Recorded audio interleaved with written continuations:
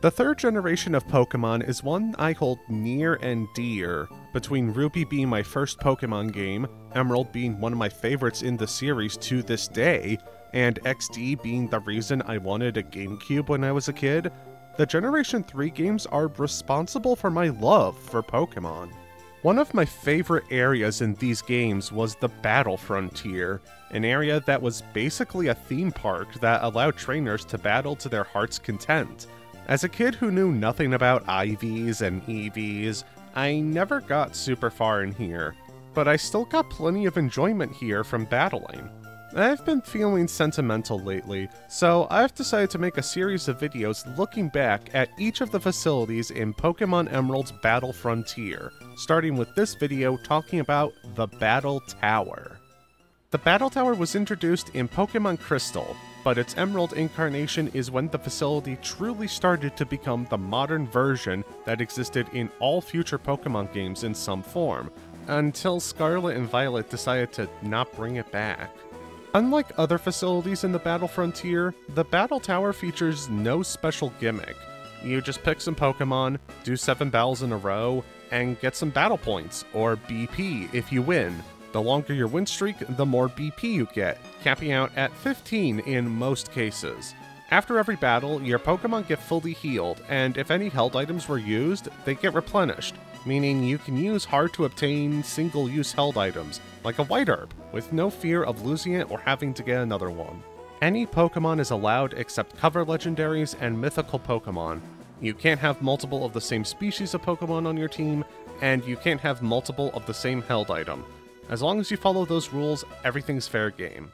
One other element about battles, not only here, but all throughout the Battle Frontier, is that there are 2 levels to challenge, Level 50 and Open Level. Level 50, as you might expect, prevents you from bringing Pokemon above level 50 into your challenge, effectively banning you from using legitimately obtained Tyranitar and Dragonite. In addition, all of the opponent's Pokemon will also be set to level 50, and it would appear the AI also can't use Dragonite, Tyranitar, and certain sets of the Kanto and Johto legendary Pokemon, at least according to this thread on Smongon's forums. Meanwhile, Open Level does things a bit differently. The AI's level will scale to the highest level Pokemon that you bring in, although they won't go lower than level 60. As such, the trainers here will be able to use the Pokemon and sets they couldn't in level 50. Of course, these won't be the first Pokemon you encounter. No, in both level 50 and Open Level, the game starts you off fighting against weaker Pokemon, gradually pitting you against stronger Pokemon the higher your win streak gets. Not only are the species of Pokemon weaker, but the IVs of the opponent's Pokemon are lower as well. See, there's a list of 300 trainers you can face off against that the game pulls from, but which trainers the game can select is determined by your win streak. The higher your win streak, the further down the list the game will pull from, and the further down the list a trainer is, the higher the IVs of their Pokemon. This is another aspect that applies to all facilities in the Battle Frontier, but it feels appropriate to talk about it in this video, since not only is the Battle Tower fairly plain, but also it's the first video in this series. Another thing about the trainers you fight throughout the Battle Frontier is that the Pokemon they use aren't fixed. Just like how trainers are pulled from a list, so too are their Pokemon. So even though there are only 300 trainers, there are way more possible teams you can face. There's just one thing about the Pokemon these trainers use. While species, moves, EVs, and natures are always the same, their gender and ability are randomly determined each time you fight the Pokemon. Gender usually doesn't matter much, but the ability being randomized is a bit odd to me.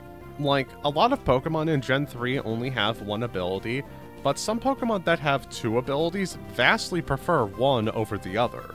Off the top of my head, Muck, Lantern, Starmie, Marowak, all of these Pokemon have one ability that's completely useless in battles, or useless in singles in the case of Marowak. But while the Battle Tower is fairly vanilla, there are a couple of neat things we can access from mixing records, things that are only in the Battle Tower. First up, let's say your friend just lost their open level challenge, and then went to mix records with you. Well, your friend will then appear in your game, in your open level challenge, at the exact spot their streak was broken.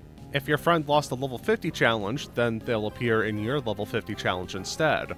The point is, you can fight your friend in the battle tower. If they lost at battle number 2, not only does your friend suck at battling, but when you get to the second battle in your streak, your friend will appear and you'll fight them. However, your friend won't appear if they lost their streak while battling Annabelle, who we'll discuss in just a minute. The other thing you can only do in the battle tower is that you can team up with a partner, either a human one using another Game Boy Advance, or one controlled by the AI. One of the possible AI-controlled partners is the Apprentice, who I covered in this video here, but by mixing records with another player, you can actually have your friend appear as a possible computer-controlled partner. If you select the same level your friend selected on their last challenge of the battle tower, then the game will pick 2 of the Pokemon your friend used, and you'll be able to team up with an AI-controlled version of them.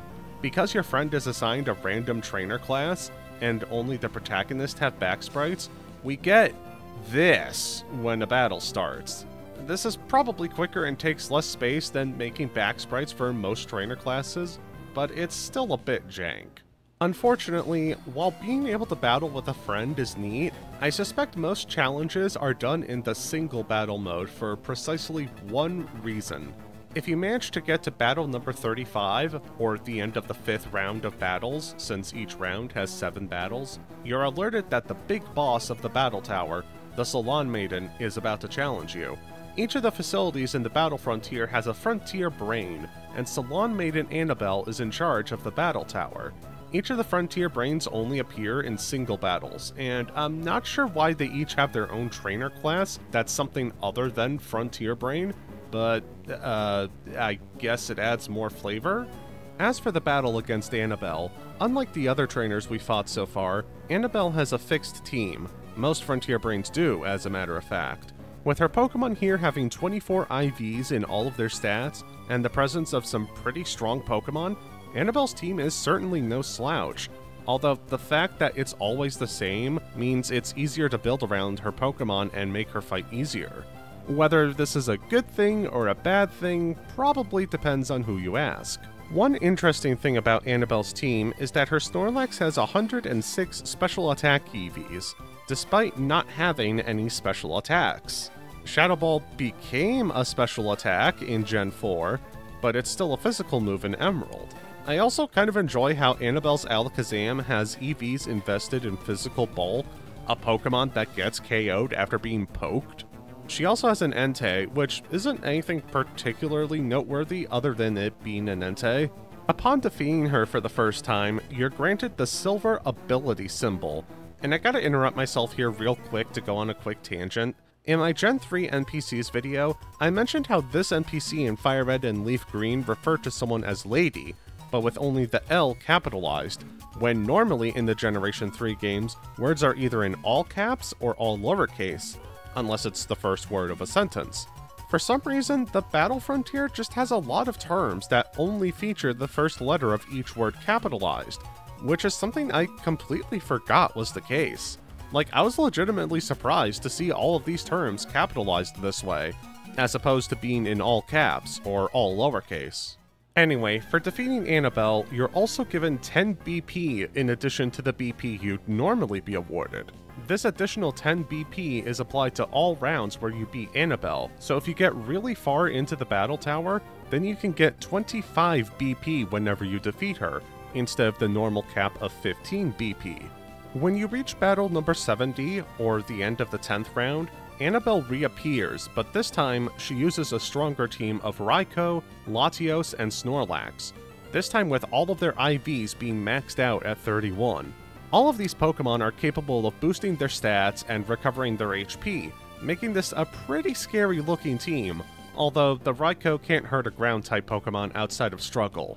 If we look at Annabelle's two teams side by side, there are actually a number of similarities between the two. She uses a Psychic-type Pokemon that holds Bright Powder, the member of the legendary beasts that's used is holding a Lumberry, and her third Pokemon is always a Snorlax.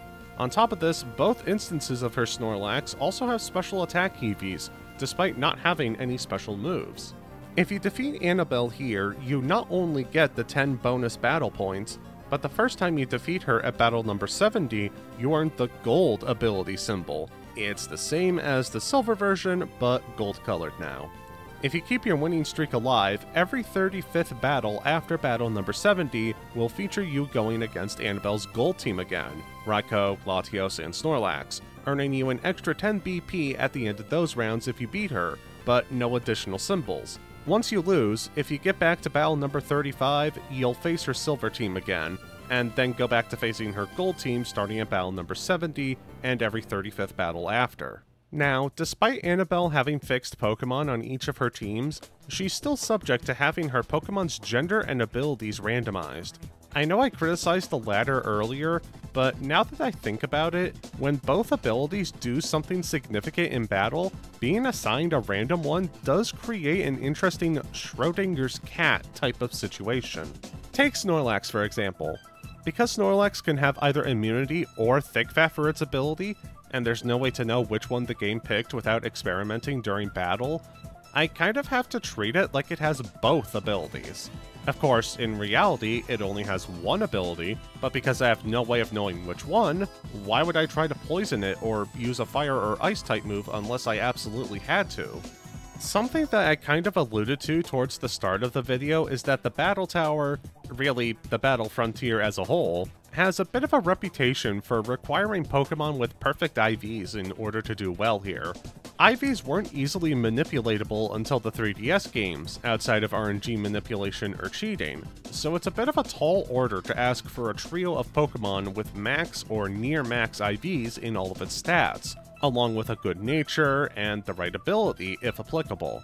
So I did something a bit funny. All of the Pokemon that I use in this series have IVs of 15 in all of their stats. I did this to prove to myself, at the very least, that IVs aren't super important if all of the other things that are much more in the player's control are satisfactory. For example, having a good moveset, the right nature, a good EV spread, you get the idea. I didn't get to Annabelle's gold battle with this team. I lost in the 9th round. But that's still 46 BP plus a silver symbol. I probably could have gotten to Annabelle again if I had better RNG, or if I had better IVs, but considering the opponents started having maxed out IVs at the start of round 8, and I survived that round with my guys only having half the max IVs, I'm considering that a win, personally. It really makes me feel like you can get away with having IVs in the low to mid 20s and manage to get the gold symbol, which is much more manageable than needing maxed out IVs. One more thing I want to note about the Pokemon that I use throughout this series is that these are teams from the Smogon Forums thread chronicling the longest win streaks in the Gen 3 Battle Frontier facilities. The only difference being that, as I mentioned before, I lowered their IVs to 15. I definitely recommend checking out the thread and the teams people used if you're looking for a team to tackle a specific facility. I've included a link to that thread in the description. I think there's only one more thing to talk about with the Battle Tower. It's the only one of the Battle Frontier facilities to offer the players Pokemon ribbons. At the end of the 8th round, that'd be completing 56 battles, the Pokemon that were on your team that round are awarded a ribbon based on what level you challenged. Level 50 mode nets a winning ribbon, while open level will give the victory ribbon. On a related note, if you get a win streak of 50 in the Battle Tower, talk to Scott and you can get a silver shield. A win streak of 100 will have Scott give the player a gold shield, both of which are decorations for your secret base. Despite not having a special gimmick with its battles, there's a lot to the Battle Tower once you sit down and take a good look at it, more than any other facility has to offer. In addition, its lack of gimmick could be seen as a positive. Maybe plain vanilla battles are exactly what you want. In fact, having access to those could provide some level of training for competitive battles. When you look at popular competitive multiplayer games, they typically have some sort of offline training mode against CPUs. As someone who's tried out games like these before, having these modes was great. It allowed me to get more comfortable with the controls and with my skill set. Despite Pokemon being a turn-based game, it's still a game where a practice mode for competitive play is beneficial. Whether it's testing new strategies or getting used to your team, it's a nice feature for players to have. Which is why it makes no sense that the Battle Tower's gone in Scarlet and Violet. despite the past several generations making it easier and easier to get competitively viable Pokemon in a legitimate manner. But that's really neither here nor there. The point is that I think the Battle Tower, despite looking plain, is actually pretty neat and important. It may not be for everyone, but I'm not sure it was really meant to be for everyone. I hope you all enjoyed, and thank you so much for watching. A big thank you to Darkmaster Zork, Mithril Monarch, PK Smokey, Sedzi, and Duna Nix, along with the rest of my patrons scrolling by for going the extra mile and financially supporting the channel. See you next time, everyone.